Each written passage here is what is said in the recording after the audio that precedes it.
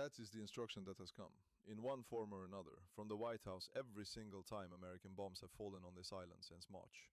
And it tells you almost nothing on the surface. But underneath it sits one of the strangest, most deliberate restraints in a war that otherwise looks anything but restrained.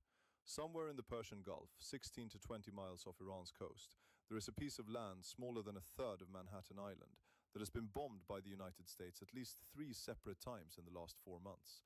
90 military targets destroyed in a single night, explosions that shook the entire island. And yet, according to Iran's own state media and independent satellite imagery, tankers are still loading crude oil there right now.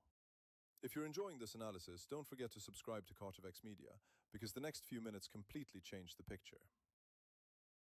Because this isn't a story about a war that's being lost or won. It's a story about a weapon that both sides know they have, and that neither side has actually decided to use. Start with the island itself. Kharg is tiny. You could walk its coastline in an afternoon. But that small strip of land handles somewhere close to 90% of every barrel of crude oil Iran sells to the outside world, something in the neighborhood of 950 million barrels a year. Offshore fields with names most people outside the energy industry have never heard.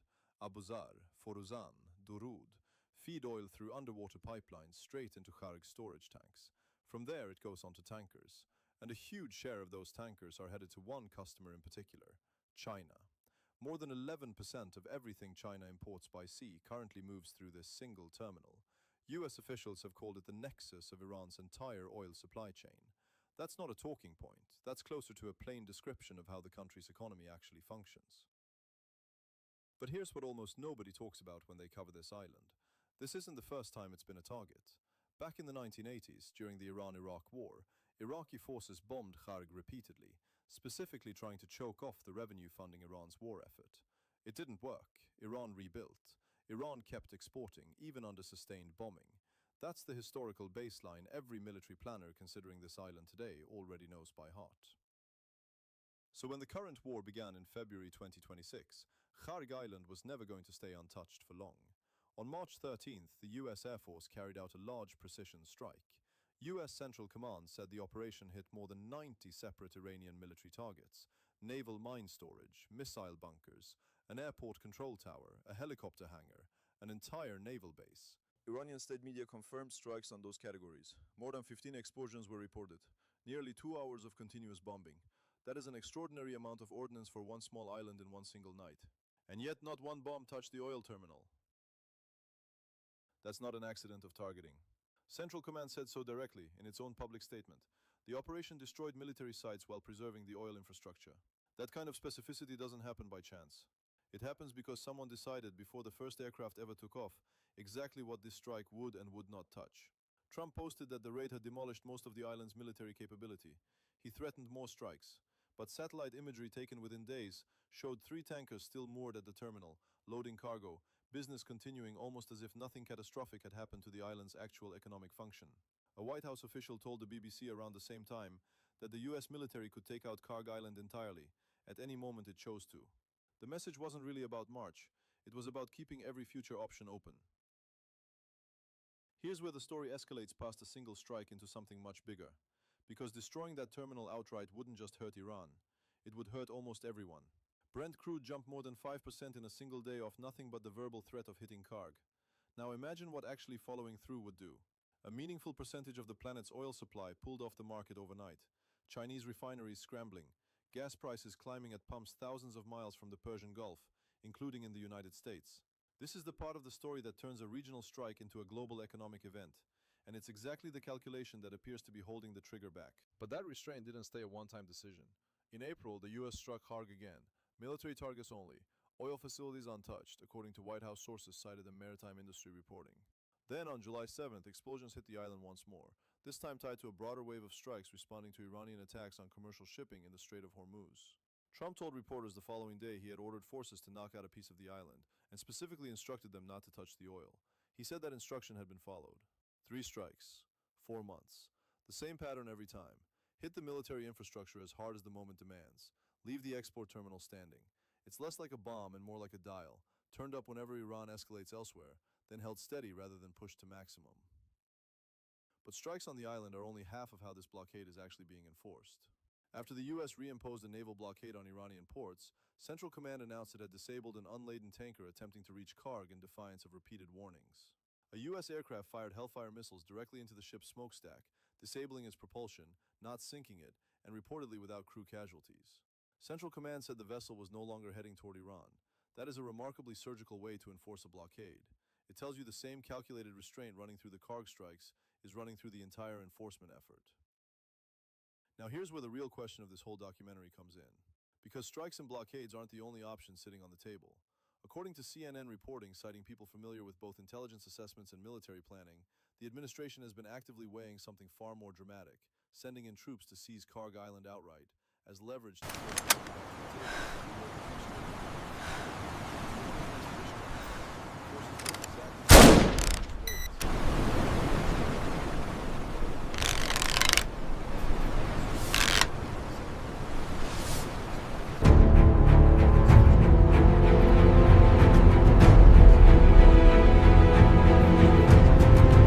Looking back, the lessons learned during that deployment shaped the next 2 decades of policy.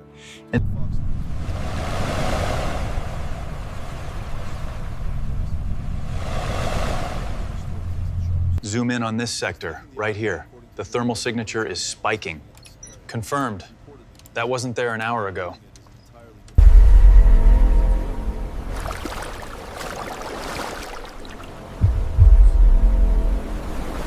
The evidence is clear. We cannot afford to wait any longer on this critical issue facing our nation. The time for action is now.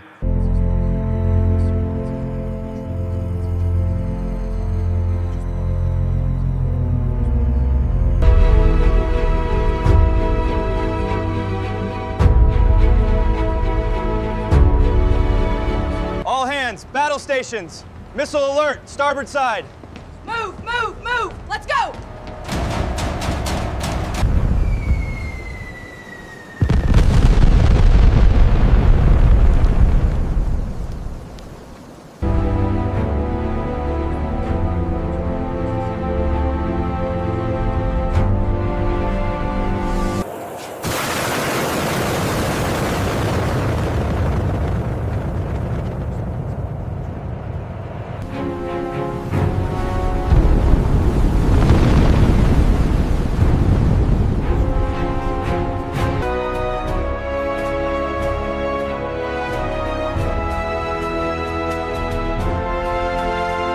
Move up, keep moving, get set inside. Ramp is coming up, secure the bay.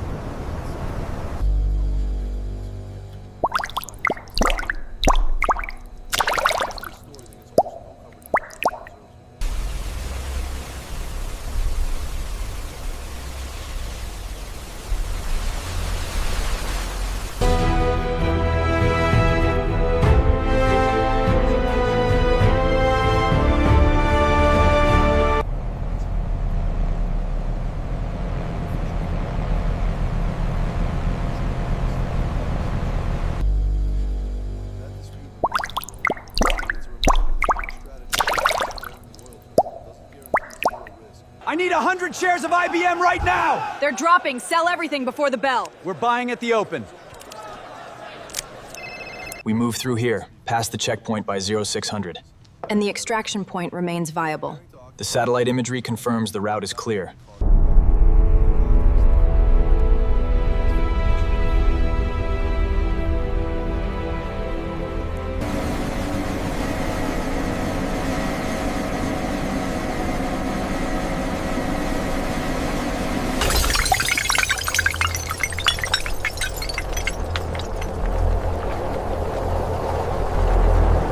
The drone passes over what was once Hangar 12.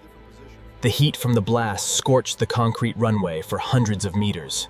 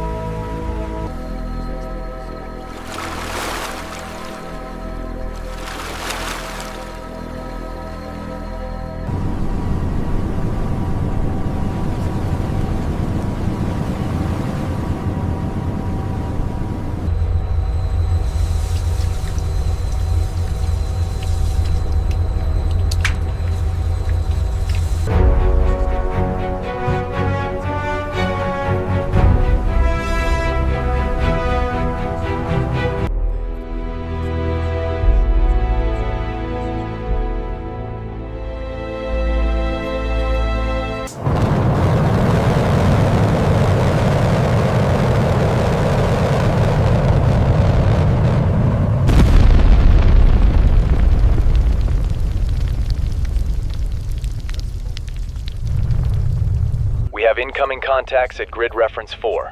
Confirmed. Launching countermeasures.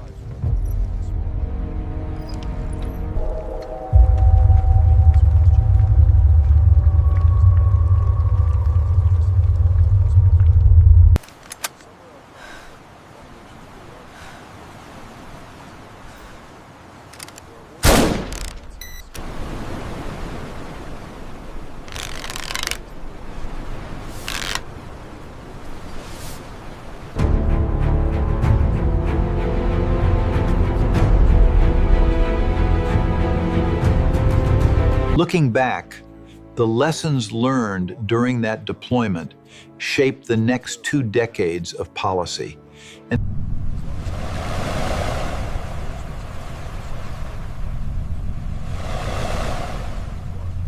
Zoom in on this sector, right here. The thermal signature is spiking. Confirmed. That wasn't there an hour ago.